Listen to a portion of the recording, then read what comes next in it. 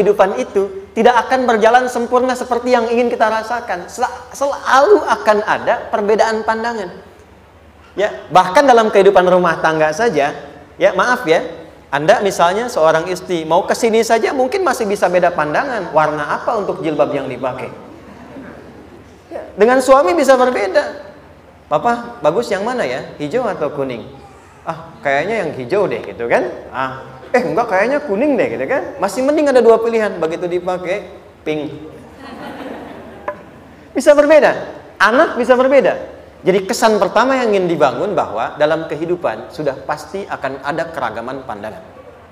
Dan yang kedua, yang tidak normal, keragaman pandangan itu boleh jadi melahirkan tindakan-tindakan yang kontraproduktif. Mungkin akan mendapatkan celaan. Allah dicela. Malaikat dicela. Rasul dicela, Nabi dicela, sahabat dicela, tabi'in dicela, ulama dicela. Kita siapa yang mungkin belum menjadi bagian dari orang-orang itu dan ingin bebas dari celaan? Itu mustahil. Jelas sampai sini?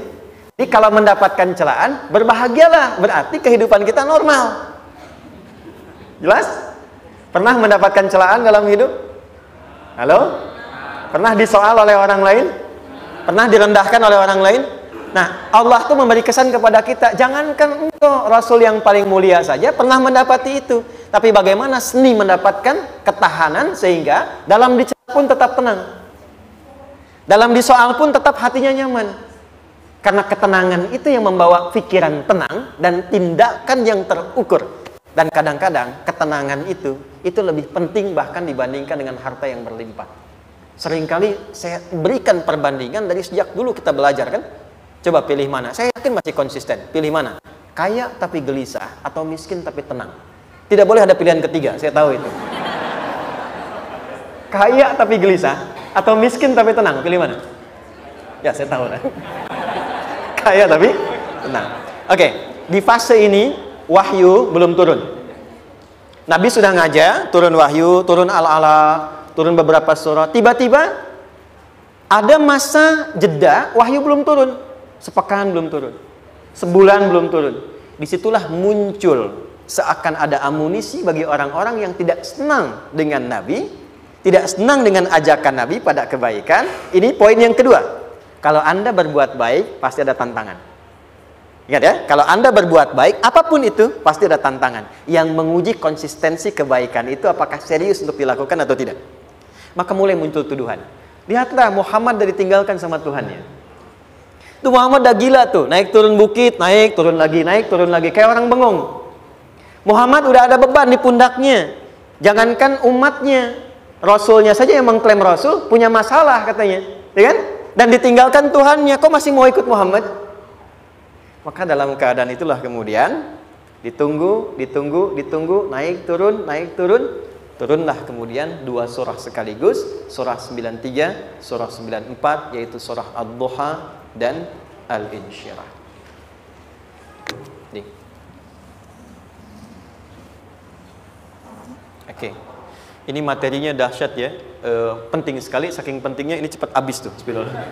Sekali lagi. Jazakallah khair. Lebih kelihatan ya. Baik, yuk pelan-pelan. Jadi turunnya surah Ad-Duha dan surah Al-Insyirah, hikmahnya satu atau fungsinya satu, memberikan petunjuk bagaimana mengatasi satu persoalan sesulit apapun tapi masih dapat menghadapinya dengan keadaan yang tenang. Satu surah ini atau dua surah ini diturunkan untuk membimbing setiap hamba menuju kepada ketenangan hati. Dua, membangun kekuatan mental sehingga dalam situasi apapun dia tetap kuat mengatasi berbagai persoalan kehidupan. Nanti terapannya banyak, di bisnis ada. Nanti saya turunkan contohnya. Kadang-kadang ikut tender sudah bagus, sudah menang tapi proyeknya diambil orang. Ada yang begitu? Nanti ada ayatnya, ada. Nanti kita turunkan. Udah siap-siap, kan pengen melamar, ternyata keduluan orang gitu kan. Udah siap-siap, pengen dapat ini, mau lulus, ternyata nilainya nggak seperti yang diharapkan. Muncul, ada, selalu ada demikian.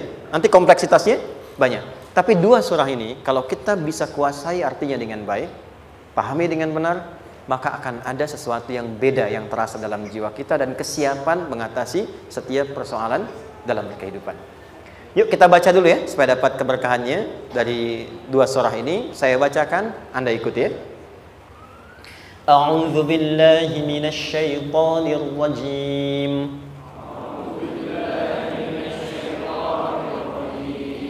Bismillahirrahmanirrahim. Wadduha wal-laili idza saja ma wadda'aka rabbuka wa ma qala.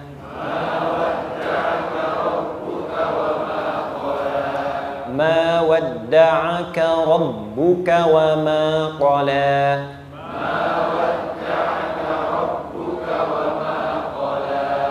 Walal akhiratu khairul laka minal ula.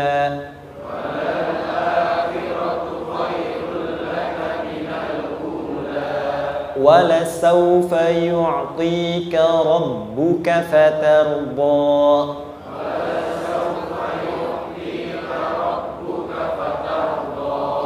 Alam yajidka yatiman fa'awa.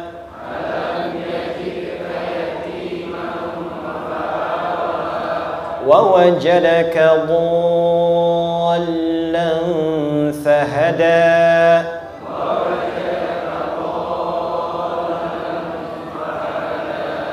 Wa wajadaka 'ailan fa'aghna.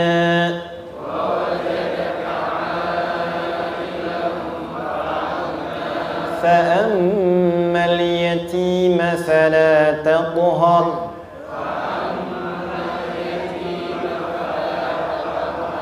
وأما السائل فلا تنهر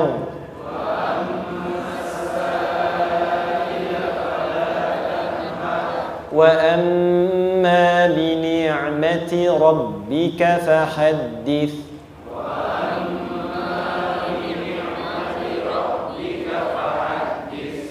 Satu surah dua, alhamdulillah. Izin saya bacakan tadi untuk diikuti supaya setidaknya kalau kita pulang dan ditanya bagaimana hidupmu engkau jalani, seperti apa engkau berinteraksi dengan Quran yang telah aku turunkan, maka kita pernah menjawab, ya Allah kami pernah baca akan itu. Jangan pernah kita berkehidupan sampai wafat dan tidak pernah berinteraksi dengan Quran walaupun sekedar membacanya. Wadduha, aku bersumpah, setiap huruf waw yang berada di awal kalimat di satu surah itu makna utamanya berarti sumpah. Ya, qasam, sumpah. Seringkali diartikan demi, ya. Wal asri, demi masa. Wal fajri, demi waktu fajar. Wal laili, demi malam. Intinya sumpah. Sebentar, pelan-pelan. Kalau Allah menyampaikan sesuatu kepada kita, yakin tidak? Saya ulang, yakin tidak? Serius? Hah? Kalau yakin, kenapa tidak dilakukan? Ya, itu pertanyaan besar ya. Baik, kalau Allah menyampaikan, tidak bersumpah pun, harusnya kita yakin. Tapi kalau Allah bersumpah, dalam kaidah ilmu tafsir, berarti ada sesuatu yang sangat penting, yang saking pentingnya akan sangat dibutuhkan oleh setiap hamba, sehingga diminta setiap hamba itu fokus menyimak apa yang mau disampaikan. Bahkan saking pentingnya menyimak itu, Allah bersumpah. Jelas? Jadi kalau teman-teman menemukan di Quran ada ayat dibuka dengan sumpah, berarti ada kasih Allah yang tinggi yang akan disampaikan di ayat itu sampai meminta kita fokus untuk menyimaknya. Ad-duha, untuk memudahkan maknanya, teman-teman kalau waktu duha itu jam berapa ya? Oke, sebetulnya dimulai sejak matahari itu mulai naik, yang memantulkan ya atau menyinari cahayanya itu mulai terasa lembut. Ya, kalau misalnya kita ambil 1,5 jam setelah subuh. Sekarang subuh 4:30 lah, taruhlah 4:30 ya. 1,5 jam berarti jam 6 kan? Nah, itu awal duha tuh. Awal duha. Sampai ke pertengahan kurang lebih 9:30, jam 10. Akhir duha jam 11 sampai menjelang ke zuhur. Awal duhanya disebut dengan syuruk namanya. Syuruk. Jadi syuruk tuh awal duha. Kalau sudah jam 6 ada cahaya matahari ya. Enak nggak ke tubuh kita itu? Nyaman nggak? Jam 8 enak nggak kalau berjemur ya? Jam 9 enak ya? Nah, ini kata kiasan dalam bahasa Arab. Kalau kita merasakan sesuatu yang enak, nyaman, memberikan manfaat yang banyak, itu orang Arab sering memberikan kiasan dengan waktu-waktu tertentu. Di antaranya duha. Jadi kalau kita menemukan kalimat duha, jangan langsung diartikan ke waktu duhanya. Boleh jadi yang diinginkan adalah makna di balik itu, yaitu semua kenikmatan dan kenyamanan yang didapatkan. Cara mengartikan ini, wadduha, aku bersumpah, kata Allah, ya Muhammad, demi semua kenikmatan yang kau rasakan dalam hidup, seperti engkau merasakan kenikmatan cahaya duha itu. Jelas? Wal-laili idza saja, dan aku bersumpah, al-lail, lail itu apa? Malam. Baik, lail turunannya, layali jamaknya, lela, lili, lala, itu malam. Jadi kalau ada ibu leli, ibu malam-malam ya. Lail. Oke. Lail itu malam. Malam gelap nggak? Gelap. Tapi kalau gelapnya gulita, tidak ada cahayanya, gelap betul gitu. Gelap ya. Misalnya sedang kita dapati misalnya satu momentum padam lampu, padam semua, dan pas gerhana misalnya gelap sekali. Nah, itu bahasa Arabnya disebut dengan saja namanya. Ya, saja. Wal laili idza saja. Dan malam apabila telah gulita. Zaman Nabi kan gak ada lampu ya, belum ada PLN ya, dan seterusnya. Jadi gelapnya betul-betul gelap. Saya mau tanya sebentar, biasanya kalau situasi gelap itu mudah nggak menemukan benda tertentu? Melangkah mudah atau sulit? Tidak mudah untuk dilakukan kan? Dalam bahasa Arab, kalau kita ingin mengungkapkan satu kegamangan yang luar biasa, sampai kita merasakan gelap dan sulit melangkah, bukan hanya karena nggak ada cahaya, mungkin karena ada pekerjaan tertentu yang menyulitkan, masalah tertentu yang menyulitkan, sehingga merasa seakan-akan kita tuh gelap. Makan nggak enak, melangkah susah. Pernah nggak merasakan situasi yang saking beratnya satu beban itu seakan-akan makan nggak mau, melangkahnya berat, ada vertigo, kadang-kadang pusing. Pernah merasakan itu? Itu bahasa Arabnya, wal-laili idza saja. Perhatikan kalimatnya, ya Muhammad sallallahu alaihi wasallam, aku bersumpah demi semua kebahagiaan dan kenikmatan yang engkau pernah raih seperti merasakan kenikmatan cahaya duha. Dan mungkin persoalan hidup yang pelik yang membuat engkau merasakan kesulitan seakan-akan merasa di suasana gelap yang gulita. Ma wadda'aka rabbuka wa ma qala. Tanamkan dalam jiwamu yang paling dalam, aku tidak akan pernah meninggalkanmu. Ada suami pulang dari pekerjaan, mendapati istri sedang termenung dan mengalir air matanya. Tiba-tiba suaminya datang mengatakan, hangat sekali pada istrinya, di sampingnya, membelainya dan mengatakan, "Ma, demi semua suka yang pernah kita lalui bersama, dan demi duka yang mengalirkan air matamu saat ini pun, tanamkan dalam hatimu yang paling dalam, Papa akan selalu bersama Mama dalam setiap situasi itu." Kira-kira para ibu merasakan itu bagaimana perasaannya? Masa sih? Tapi itu menarik loh. Menarik ya. Jadi kalau teman-teman ngaji surat Yusuf, di surat Yusuf itu laki-laki diilustrasikan dengan matahari, perempuan diilustrasikan dengan rembulan. Ya. Inni ra'aitu ahada asyara kaukaba wasyamsa wal qamara ra'aituhum li sajidin.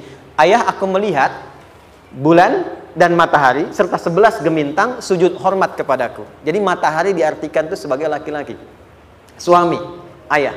Kenapa disebut matahari? Diilustrasikannya, matahari itu kan menyengat dengan kuat. Kalau kita menjemur, mengeringkan pakaian, melindungi.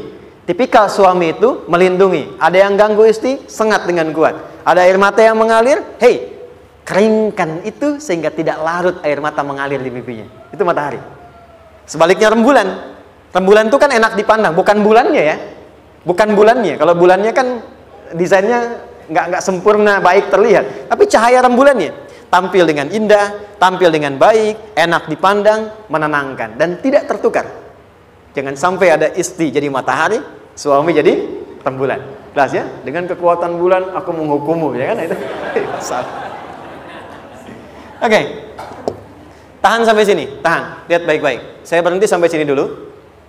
Kalau di Quran ada ayat menyebutkan, tidak spesifik orang yang disebutkan dan kapan kejadiannya, maka peristiwa itu akan terjadi dan dialami oleh kemungkinan generasi berbeda di setiap masa dengan tokoh berbeda tapi perasaan yang serupa.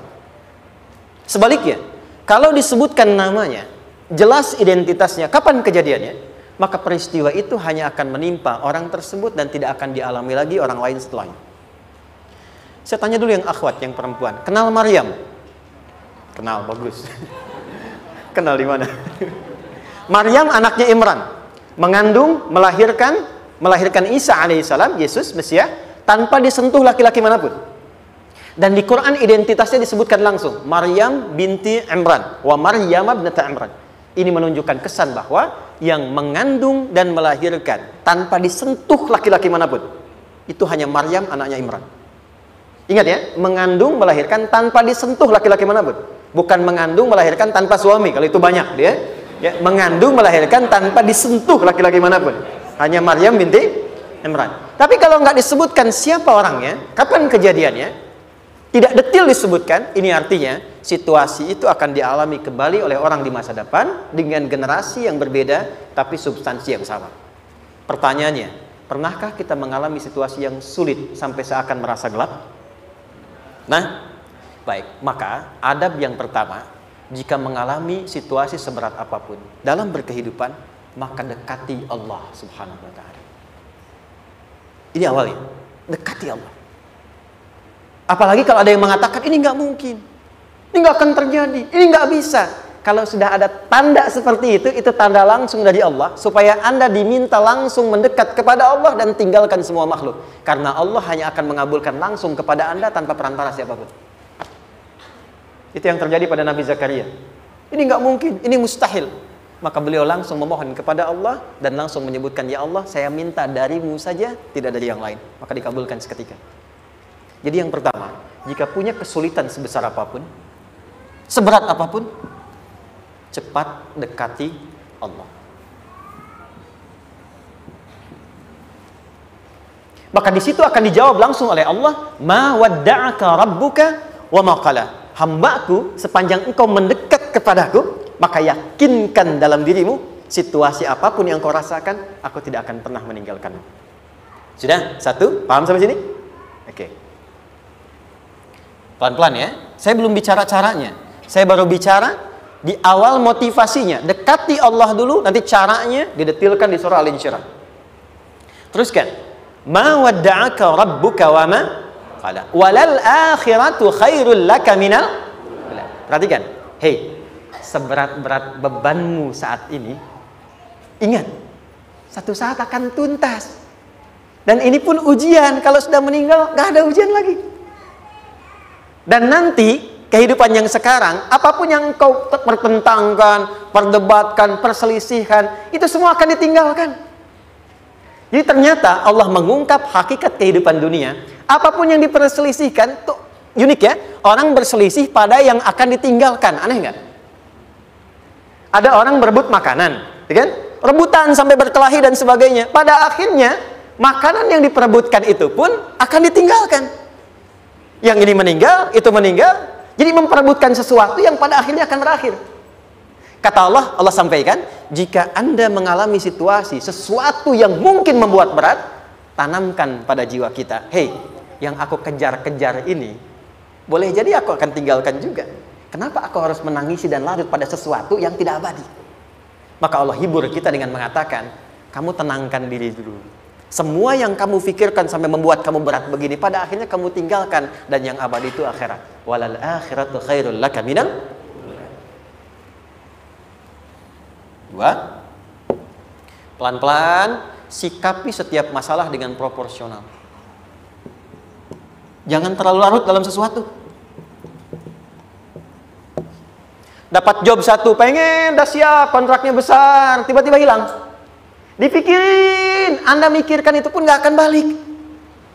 Proporsional aja dulu. Ya, nanti caranya akan turun nanti di alim syirah. Tenangkan diri dulu. Prasangka baik kepada Allah Subhanahu wa taala. Boleh jadi apa yang Allah ingin berikan sebagai pendahuluan sekarang belum sampai kepada kita karena Allah menyiapkan yang lebih baik di balik itu. Kita belum tahu ada apa di balik itu sehingga kita tidak dapatkan itu. Sehingga kemudian Allah katakan walal akhiratu khairul laka minal ula. Teruskan wala saufa yu'tika rabbuka.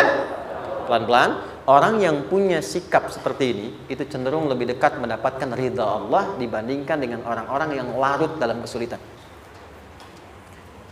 Orang yang move on dengan setiap persoalan dalam kehidupan, cepat berpikir secara proporsional, tidak menggantungkan hidupnya pada persoalan tertentu sehingga membuat dia menjadi beban, itu lebih mendekatkan dirinya kepada ridha Allah dibandingkan dengan orang yang meratapi persoalan hidupnya. Ya. Pelan-pelan. Jadi spiritnya, kalau punya masalah apapun, jangan dilarutin terus. Gak usah diratapi, cepat move on. Berpikir lagi, rencanakan lagi. Nanti, detailnya ada di Al Insyirah.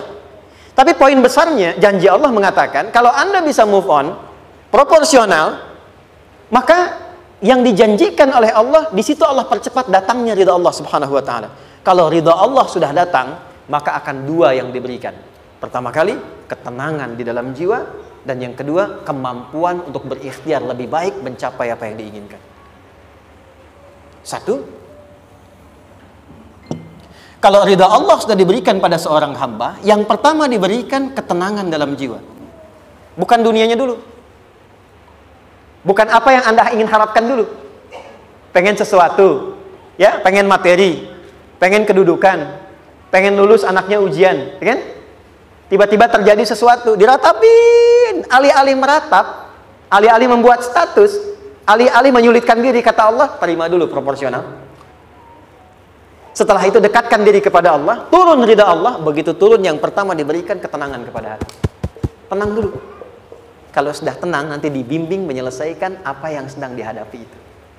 Itu poin yang ketiga. Pelan-pelan. 4. Kita masuk ke detail sekarang.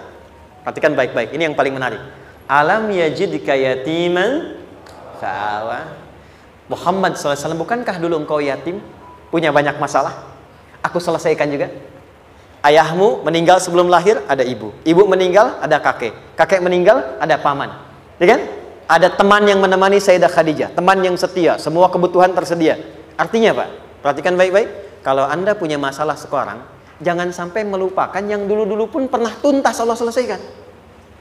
Jadi kalau sekarang sedang punya persoalan, jangan sampai satu masalah ini membuat Anda kehilangan harapan dan kehidupan. Sementara Anda sadar, dulu pun banyak masalah kok selesai juga. Kenapa dengan yang satu ini kita harus jatuh? Sekarang usia berapa? 20, 30, 40, 50. Sekarang usia 50 tahun, ada masalah, baru 5 menit datang sudah merasa jatuh. Yang 50 tahun ke belakang yang banyak selesai itu kita nilai atau tidak? Maka kata Allah, seperti yang dulu pernah aku selesaikan ribuan masalah itu, yang sekarang pun mudah aku tuntaskan. Jelas? Nah, secara psikologi, orang-orang yang selalu bertindak seperti itu akan selalu punya harapan lebih tinggi untuk menyelesaikan persoalannya. Jadi kalau sedang punya masalah, pikirkan yang dulu juga selesai, masa yang sekarang nggak selesai. Itu prinsipnya. Secara psikologis demikian. Jelas ya? Oke. Wa wajadaka dhallan fahada. Muhammad, dulu engkau pernah mengalami melihat masyarakat banyak berbuat yang tidak baik, aku berikan petunjuk. Kuncinya fahada di situ. Orang yang punya motivasi kuat dan keyakinan untuk bisa menyelesaikan persoalannya, maka dia akan lebih cepat mendapatkan petunjuk Allah untuk mendapatkan solusi terbaik. Ada sini. Saya agak cepat ya, mohon izin. Wa wajadaka 'ailan fa'aghna. Bahkan, maaf, bukan sekedar selesai, kalau perlu saya bikin kaya, kata Allah. Aghna itu kalau ilmu, ilmunya luas. Kalau harta, hartanya banyak. Kalau kedudukan, kedudukannya tinggi. Hei, engkau yang sedang mengejar kedudukan, aku tahan sebentar karena ada yang nggak bagus untukmu di sini. Tapi kalau kamu terima, aku angkat itu lebih daripada apa yang kamu harapkan. Kamu pengennya bintang 2, aku naikkan sampai bintang 4. Kalau perlu 5 sekalian. Hei, kamu yang ingin kampus di sini, aku tahan, bahasa kamu nggak lulus, kamu nangis, kamu mengadu, kamu datang pada orang tuamu. Orang tua mulai protes, mulai curhat, macam-macam. Terima dulu. Mungkin di sini ada yang tidak baik, seperti doa ibumu yang sering memohon, ya Allah, jangan sampai anakku berbuat yang salah. Jangan sampai terjebak narkoba. Jangan sampai terbawa tawuran. Di sini ada yang kurang tepat untukmu. Kalau kamu ridha, kamu terima, kamu proporsional, bahkan aku pindahkan ke kampus yang lebih baik yang tidak kamu bayangkan sebelumnya. Di orang-orang yang selalu menerima apa yang Allah ujikan dan ridha dengan itu, maka Allah akan angkat derajatnya bahkan melebihi ekspektasi dirinya. Paham? Kalau sudah seperti itu, maka lihat ujung ayatnya. Lihat ujung ayatnya. Fa'ammal yatima fala taqhar. Hei, maka jangan pelit berbagi kepada orang lain. Share. Kalau sudah sukses, share. Berbagi, bukan hanya materi, bagi ilmunya, ya, bagi kebahagiaannya. Wa ammas sa'ila fala tanhar. Jangan sampai nunggu orang minta. Kalau lihat ada kawan yang butuh, sekarang Anda sukses. Tapi boleh jadi kesuksesan Anda itu tangganya dari teman-teman Anda. Kalau sudah teraih ke atas, lihat lagi anak tangganya ke bawah. Ajak teman, jangan ditunggu minta. Ajak, bawa dia, berikan peluang. Jangan sampai dia minta, apalagi Anda bentak-bentak. Aku kan yang dulu bantu kamu. Jangan sampai keluar kata-kata itu. Kamu bisa naik di atas karena aku kan yang dulu bantu kamu. Kamu bisa jadi pemeran utama karena aku yang rekomendasikan. Karena aku yang dorong kamu, misal. Jangan sampai keluar kata-kata itu. Apalagi langsung keluar, tidak. Ini karena ilmuku saja misalnya. Kalau itu bisa dilakukan dengan baik. Lihat ujungnya. Wa amma bi ni'mati rabbika fahaddits. Maka semua nikmat yang dirasakan akan mudah untuk diimplementasikan dan disyukuri. Jadi semua nikmat itu bukan cuma dirasakan. Jadi membagi semua nikmat itu adalah rasa terbaik untuk menikmatinya. Maaf ya, Anda kalau punya makanan, dimakan sendiri. Dengan dibagi sama-sama, kira-kira rasa nyamannya yang pertama atau yang kedua? Kedua. Makan sendiri, enaknya sendiri kan? Tapi ketika ada teman berbagi dan tahu, oh enak ya, nyaman ya, ada kebahagiaan, ada ngobrol, ada tertawa, ada kebersamaan, itulah inti nikmat yang sesungguhnya. Wa amma bi ni'mati rabbika. Ternyata masalah yang diberikan bukan ingin memberikan beban, tapi ujungnya, endingnya, supaya Anda bisa mendapatkan nikmat berkualitas yang bisa dibagi. Lihat surat Ad-Duha itu jangan cuma lihat awalnya, lihat ujungnya. Ternyata ketika seseorang mendapat masalah, seberat apapun, itu bukan ingin membebani, tapi ingin meningkatkan kualitas hidupnya, supaya mendapatkan nikmat yang lebih besar, dan merasakan nikmatnya itu dengan berbagi. Itu poinnya. Jadi kalau sampai sini kita paham dan kita beri nama misalnya dengan fikih ujian. Jadi kalau desain ujian ini sistematikanya kita pahami, maka tidak ada alasan untuk mengeluhkan persoalan. Jadi melihat masalah itu bukan sebagai beban, pada akhirnya melihatnya sebagai tangga untuk mencapai kebahagiaan. Jelas sampai sini? Baik, kalau sudah seperti ini, ingin punya masalah atau tidak ingin punya masalah? Tidak. Ingat ya, jadi kalau anak pulang bawa masalah, dilihatnya jangan beban. Oh, Allah ingin menaikkan kualitas pada anak saya, yang dengan itu menjadikan ia mendapatkan nikmat yang belum pernah didapati. Kalau rumah tangga sedang ada masalah, jangan banyak diperseterukan, tapi direnungkan sejenak. Oh, Allah ingin meningkatkan kualitas rumah tangga ini, sehingga kita bisa mendapatkan nikmat yang tidak pernah didapati sebelumnya. Makanya nikmat berumah tangga itu yang terbesar, selalu bertambah ketika menyelesaikan masalah. Silahkan cek. Kalau sedang ada masalah berseteru kan, tapi setelah selesai kan jadi lebih nikmat ya. Ya, lebih senang lagi, lebih cair lagi, lebih bahagia lagi, lebih mendukung lagi. Ternyata ada nilai-nilai kebaikan yang tersimpan yang belum disadari sepenuhnya. Pertanyaannya, kadang-kadang mudah diucapkan tapi tidak mudah mempraktekkan. Bagaimana itu semua bisa ditempuh dengan baik sehingga ketika mengalaminya kita bisa tenang menghadapinya. Maka turunlah surah Al-Insyirah. Saya cepat.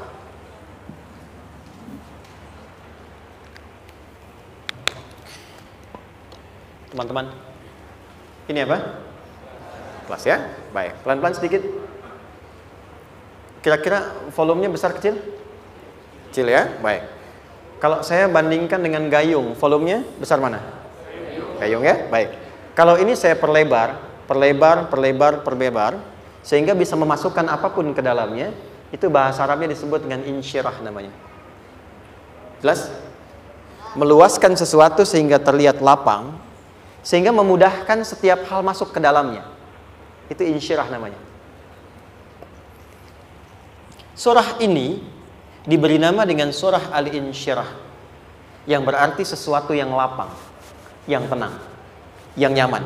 Yang diharapkan dengan keadaan hati yang lapang, nyaman, tenang itu, segala persoalan yang dihadapi dalam kehidupan akan mudah diterima dan tidak berdampak besar dalam menyikapinya. Maka bagaimana kemudian Allah memberikan turunan-turunan petunjuk supaya apa yang diharapkan ini bisa tercapai? Satu, izin mengilustrasikan. Saya kasih cerita sebentar. Ada seorang anak muda, kisah ini sangat viral, hampir setiap kita bisa mendapatinya. Datang kepada seorang kakek tua di sisi danau yang jernih sekali airnya. Dia berkeluh kesah tentang persoalannya. Dia katakan, saya punya masalah begini. Berat sekali terasanya. Kakek itu kemudian permisi, dia hanya membawa 2 genggam garam. Kemudian beliau bawa 1 gelas, ilustrasinya seperti ini. Dimasukkanlah kemudian garam itu ke gelas itu. Lalu diambil 1 gelas air yang jernih tadi dengan garam segenggam. Kata beliau, minum. Pemuda itu mengatakan, wah asin, minum aja dulu. Lalu ketika diminum, langsung ditumpahkan. Dia muntahkan, asin katanya. Lalu setelah itu kakek yang tadi melepaskan segenggam sisanya, dilempar ke danau tadi yang luas. Lalu diambil lagi dengan gelas yang sama. Sekarang minum. Bagaimana rasanya? Segar, enak, nyaman. Itulah hatimu. Kalau hatimu sempit sesempit gelas ini, maka masalah sekecil apapun akan selalu menghadirkan kesulitan seperti engkau menelan garam tadi. Tapi kalau hatimu luas, sebesar apapun masalah, tidak akan pernah berdampak pada dirimu kecuali engkau mampu menyusun rencana untuk mengatasinya. Kelapangan hati yang membuat diri kita mampu menerima persoalan apapun, itu yang disebut dengan insyirah. Makanya dulu tahun 90-an ada sinetron Hati Seluas Samudra gitu ya. Saya pernah tahu itu. Sama anaknya diapa-apain juga, oh masih aja ya menerima gitu. Dulu siapa ya? Jeremy Thomas dan lain-lain ya. Saya kira ada itu. Ya, saya kira itu ya. Saya pernah lihat sejenak ya. Saya jarang-jarang nonton itu. Pernah lihat aja. Saya senang riset. Jadi kalau riset itu ada riset dakwah, ada riset materi. Saya teman-teman yang musik gitu ya. Saya tidak terlalu dekat dengan musik karena saya di Quran gitu. Tapi untuk mengetahui hukum musik itu bagaimana, saya riset. Sampai ke notasi saya tahu. C, D, F, G, A, B, C, G, A, B, C, D, F, G, D, F, G, A, B, C, D, A, B, C, D, F, G, A, F, G, A, B, C, D, E, B, C, D, E, F, G, A, B, F, G, A, B, C, D, A, F, G, A, B, C, A, B, C, gitu kan ya? Ya, tapi kalau diminta piano, gitar, ini saya nggak bisa. Ya, tapi untuk menentukan hukum, nah kita bisa paham gitu. Misalnya boleh nggak baca Quran pakai langgam Jawa gitu kan? Nah hukumnya apa? Nanti dari teori itu muncul. Ya, paham ya? Nah, oke, balik sini. Perhatikan baik-baik. 1, saya agak cepat. Ini ditafsir langsung turun Al-Insyirah. Yang pertama, alam nashrah laka sadrak wa wada'na anka wizrak alladhi anqadha dhahrak. Tahan sampai sini dulu, 3 ayat. Saya mulai dari ayat kedua dan ketiga. Perhatikan baik-baik. Wa wada'na anka wizrak alladhi anqadha dhahrak. Artinya apa? Artinya satu beban yang diletakkan di pundak yang berpengaruh kepada semua bagian tubuh. Kita pernah melakukan atau melihat yang angkat beban ya? Beban kan semakin berat diangkat, semakin terasa ke bagian-bagian tubuh ya, ke semuanya. Nah, itu namanya wizrak alladzi anqadha dhahrak. Beban yang dipikul yang berat sekali sampai semua merasa. Makanya jadi satu ungkapan dengan mengatakan dia sedang memikul beban yang sangat berat. Sampai kepalanya pusing, tidur nggak nyaman, miring kanan, miring kiri. Itu namanya ya alladzi anqadha dhahrak. 1. Saya percepat, akan ada satu masa dalam hidup setiap hamba merasakan satu persoalan yang seakan-akan beban berat yang dipikul sampai merasa kesulitan dari ujung kepala sampai ujung kaki. Siapapun itu. Jujur ya, setiap kita tanyakan pada diri sendiri. Setiap kita yang ada di sini, saya yakin pasti pernah atau bahkan akan mengalami satu peristiwa yang merasakan beban berat sampai seakan-akan ujung kepala sampai ujung kaki merasakan sakitnya. Ada yang sudah mengalami atau bahkan nanti akan ada yang melalui. Perhatikan baik-baik. Teruskan ayatnya. Wa rafa'na laka. Perhatikan. Kalau ada yang sedang merasakan itu, yakinlah kata Allah, pada saat itu sesungguhnya Allah sedang mengangkat derajatnya dan meningkatkan kualitas hidupnya untuk mencapai sesuatu yang istimewa yang belum pernah diraihnya. Dari sini kita buat persamaan. Ujian, perhatikan, berbanding lurus dengan harapan, banding lurus dengan solusi nanti pada akhirnya. Fokus. Lulus di sini, insya Allah setiap persoalan akan lebih mudah untuk diatasi. Ujian, seberat apapun yang sedang kita alami, tidak akan pernah diberikan kepada kita oleh Allah, kecuali ternyata hikmahnya untuk mengabulkan harapan-harapan besar yang sebetulnya kita mintakan. Jujur ya, setiap kita kan sering punya permohonan ya, sering berdoa ya. Ya Allah minta ini, minta itu, minta ini, minta itu, gitu kan? Nah, cara Allah mengabulkan harapan kita itu, yang pertama, jalurnya lewat ujian. Karena semua kesuksesan itu, desain dasarnya adalah melewati ujian. Coba, anak-anak kita yang sedang sekolah itu, apa mungkin di wisuda dengan penuh kebahagiaan kalau nggak mengalami ujian? Hah? Lewat ujian dulu kan? Dia belajar dulu, ujian dulu, ngatasin soal dulu, lulus, baru wisuda. Apakah mungkin akan dapat IPK 4 yang diharapkan kalau tidak mengalami ujian? Belajar dulu, ya kan? Ada waktu, sempat dia bangun malam, siang, dan seterusnya belajar, keringat dan sebagainya, baru bahagia kan? Dan ternyata belajar itu untuk di wisuda. Sebab kalau kita tidak belajar, mustahil dapat wisuda. Kalau tidak lewat ujian, mustahil dapat ijazah. Karena ternyata harapan itu, hukum dasarnya dalam berkehidupan, bisa diraih dengan melewati ujian. Ini poinnya. Jadi mohon, kalau sedang mengalami sebuah peristiwa dan kita harus menghadapi itu, coba renungkan, sebetulnya pernah berdoa apa sampai kita mengalami itu, sehingga dengan jalan itulah sebetulnya Allah ingin mengabulkan harapan yang dulu pernah kita mintakan. Jelas? Oke, satu. Yuk turunkan rumus ya pelan-pelan. Quran surah kedua ayat 286. Ini kesini dulu, baru nanti kita balik lagi. 2 Al-Baqarah ayat 286. La yukallifullahu nafsan illa usaha. Tahan sampai sini. Lihat baik-baik. Hukum yang pertama. Hukum pertama. Allah tidak mungkin menguji seorang hamba di luar batas kemampuannya. Jadi kaidah yang pertama tadi, kalau kita sedang diuji, sebetulnya ada harapan dan doa yang pernah kita mohonkan dan Allah ingin mengabulkan itu, jalan pertama adalah ujian.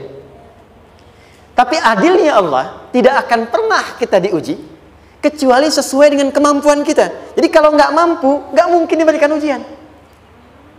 Ingat ya, kalau tidak mampu, tidak mungkin diberikan ujian. Artinya harapan yang kita mohonkan pun akan sesuai dengan kemampuan kita. Jadi kalau kita minta sesuatu nggak mungkin bisa menggunakannya, nggak akan dikasih. Nah, balik ke sini untuk memberikan ketenangan kepada hati kita. Kalau sedang menerima persoalan, setelah kita mengatakan, oh ini mungkin ada harapan yang ingin saya dapatkan, jalannya lewat sini. Untuk memberikan ketenangan kepada hati, begitu persoalannya tiba, langsung katakan pada diri kita, saya pasti bisa menjalaninya. Mustahil saya diuji kalau nggak mampu menjalaninya. Itu bahasa singkatnya. Ingat ya, kalau ingin mudah menyelesaikan persoalan, kata Quran, setiap ada ujian, langsung katakan pada hati kita, insya Allah bisa. Nggak mungkin saya diuji kalau saya nggak sanggup. Jelas? Dan tanamkan itu pada hati yang paling dalam. Ini nggak mudah. Kalau cuma disimpan di pikiran, jadi beban. Tapi kalau Anda tanamkan dalam hati, seberat apapun masalahnya, pasti saya sanggup, pasti saya bisa. Pernah lihat dulu ada acara 90-an Benteng Hattori? Oke? Benteng Takeshi ya? Takeshi ya? Gitu kan, artinya kan bisa jawab ya. Kita tahu Ninja Hattori mendaki gunung, lewati lembah, ya tahu ya. Songgoku, Songgohan, apa? Saya tahu itu. Songgoku, Kamehameha, Piccolo itu, yang nulisnya Suzuki Watanabe, saya tahu itu. Benteng Hattori, balik lagi ya. Benteng Takeshi ya. Puncaknya kan main pakai itu kan, pakai tank ya dan sebagainya. Tapi pernah ingat gak satu episodenya itu? Begitu akan bertarung, kan selalu ada motivator di sampingnya itu mengatakan, ayo, kamu bisa, gitu kan? Wah, namanya. Dia nggak ngaji Quran tuh. Kita punya ayatnya. Pernah nggak? Buka lagi ya dulu ya. Oke. Korea, kenapa bisa nyusul Jepang? Salah satunya, waktu Jepang itu maju, setiap di Korea itu ditanamkan dari mulai anak-anak TK-nya. Kita harus lebih daripada Jepang. Sejak anak-anaknya TK. Itu ditanamkan betul. Kita bisa, kita dari TK. Sehingga ketika di sana bikin Honda, sini Hyundai. Hyundai kan dibacanya Hyundai, kan? Sana Honda, sini Hyundai gitu. Di apapun yang dibuat Jepang, Korea harus lebih unggul. Itu ditanamkan dari awal. Bisa. Kita itu sekarang punya ayatnya. Jadi kalau sedang punya masalah seberat apapun, katakan pada diri kita, insya Allah bisa. Gak mungkin diuji kalau nggak sanggup. Bisa insya Allah. Bisa. Kenapa mah? Bisa. Jelas? Oke. Sudah di situ teruskan. Lanjutkan. Warafa'na laka dzikra. Teruskan. Fa inna ma'al usri. Nah, ini poin terbesarnya. Fa inna ma'al usri yusra. Fa huruf yang menunjukkan sesuatu berlangsung dengan cepat. Inna di ilmu nahwunya berbunyi begini, di gramatikal bahasa Arab. Harfun nasbin wa taukidin.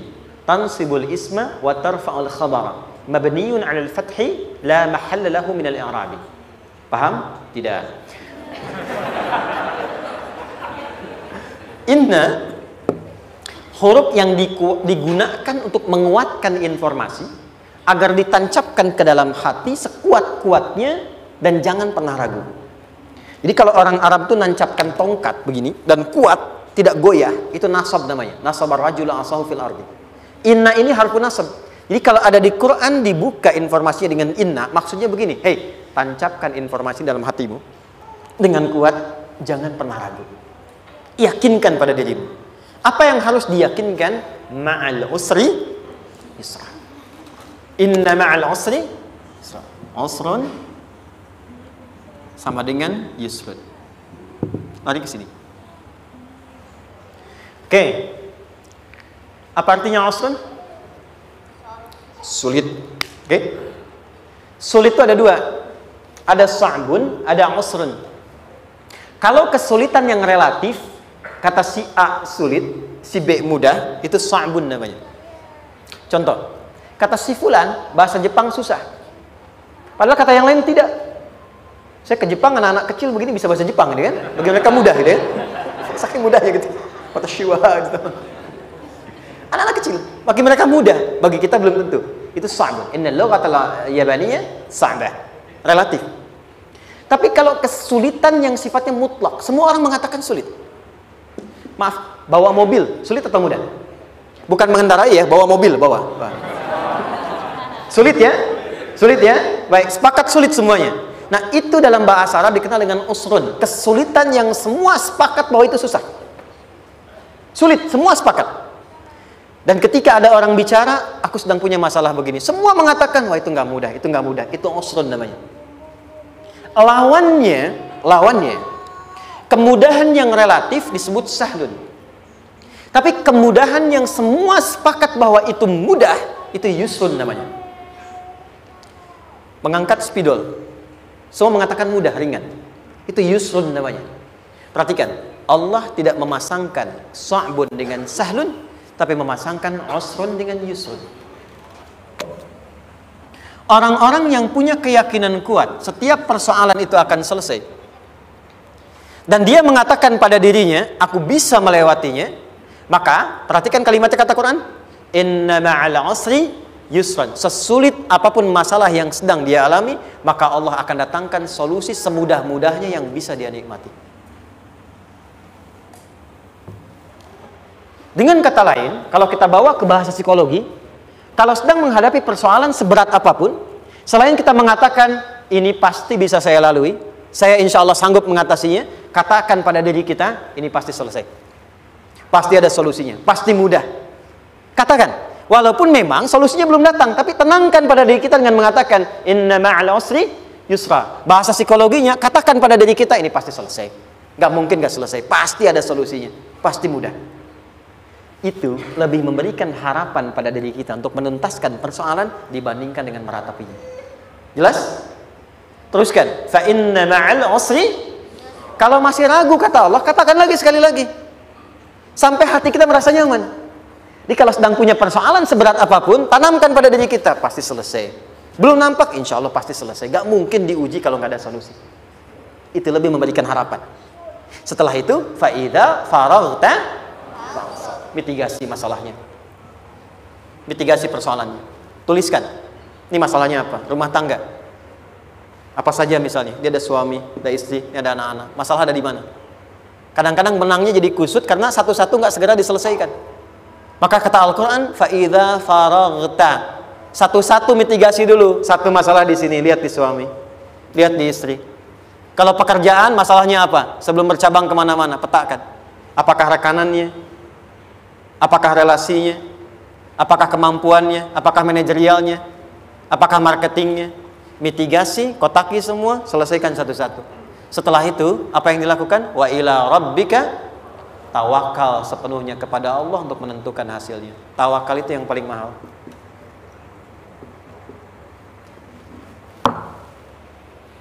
Anda kalau nggak punya kepasrahan, stres. Karena selalu memikirkan apa yang mau dikerjakan dan selalu orientasi pada hasil. Kita punya tawakal. Kalau kita mampu menyerahkan sesuatu, gini, di sini ada orang yang paling jago misalnya main basket. Ada pertandingan basket. Begitu dibuka, udah tim musyawarah serahkan aja pada si fulan. Kan? Dia yang paling jago, dia. Bukankah dengan menyerahkan itu bukan hanya kita berikan sebuah tugas, ya kan? Tapi dengan itu ada kelapangan tersendiri kan? Yakinlah sukses, ini paling hebat. Pernah ada perasaan gitu? Sekarang, siapa yang paling mampu menguasai? Siapa yang paling hebat menyelesaikan segala hal? Siapa yang punya segalanya? Bukankah Allah? Orang-orang yang punya tingkat tawakal yang tinggi, maka satu, dia akan lebih stabil keadaan mentalnya dan tidak akan pernah gelisah dengan kekecewaan. Nggak ada kecewa. Karena tawakal itu kalau sudah kepasrahan pasti menerima hasil. Kalau sudah tawakal, terserah Allah tetapkan apa saja. Mau dapat sekarang, dapat besok, dapat nanti. Puncak yang paling tinggi, tugasmu hanya berikhtiar semampu yang bisa dilakukan. Selanjutnya biarkan Allah menetapkan apa yang menjadi bagian dari maslahat kehidupan kita. Saya tutup. Cara Allah menjawab harapan kita ada 3. 1. Memberi langsung apa yang kita mintakan. 2. Menunda itu sampai kita siap menerimanya. 3. Mengganti apa yang kita inginkan dengan apa yang kita butuhkan. Saya ulang ya. 1. Memberi langsung apa yang kita mohonkan. Misal, ya Allah saya ingin A misalnya, anak saya pengen ke ITB. Tapi nggak mungkin tiba-tiba langsung masuk ITB kan? Pasti lewat ini dulu kan? Ada ujian dulu, ikut tes dan seterusnya diterima sesuai. 2. Kadang menunda sesuatu sampai dia sanggup menjalaninya. Anda punya anak usia 5 tahun, pengen diberikan motor. Anda mampu untuk memberi motor, dikasih nggak? Tidak. Sampai dia sanggup mengendarai motor, baru Anda berikan. Terkadang ada yang kita minta sekarang, tidak didapati sekarang. Tapi ternyata tahun depan kita dapat.